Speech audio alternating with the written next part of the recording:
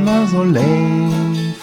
Einander kon sei nicht kamen, dat Water wär fehl to deep, dat Water wär fehl to deep.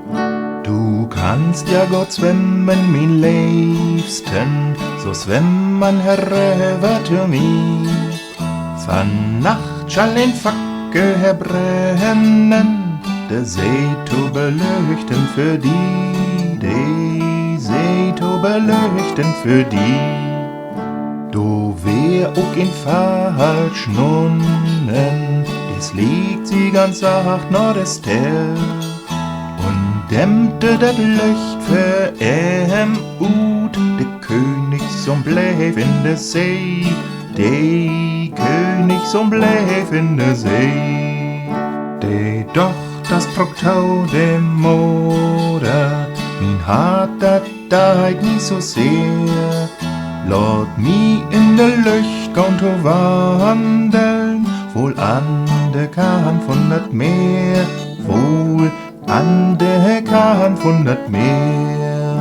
De Moeder gong na de Kake, de Dochter gong an dat Meer.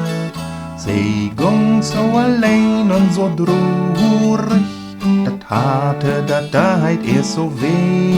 Dat harte, dat deit ihr so weh. Ach, Fischer, mein gode Fischer, du söchst, ich bin so krank.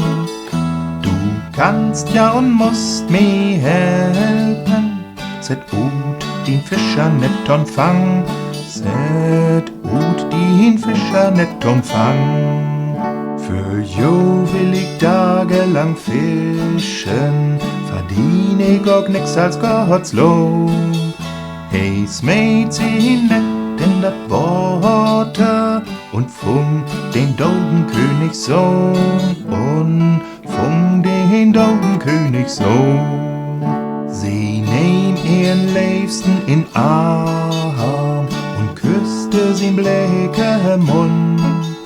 Ook leve Mund kunst du sprechen, denn wür min Hart er Sonn, denn wür min Hart er Sonn.